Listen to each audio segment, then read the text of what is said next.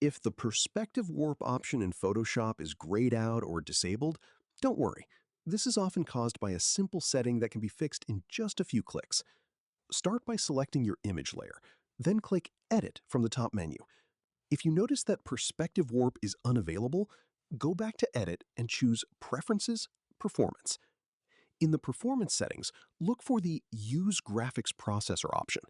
If this setting is unchecked, Photoshop cannot use GPU-accelerated features like perspective warp, which is why the option is disabled. Simply check the Use Graphics Processor box, then click OK to save the changes. If Photoshop asks you to restart the application, do so to ensure the setting takes effect. Once Photoshop is open again, select your image, click Edit, and you should now see that perspective warp is enabled and ready to use. That's it. Enabling the graphics processor is one of the quickest ways to restore the perspective warp feature and continue editing without interruptions.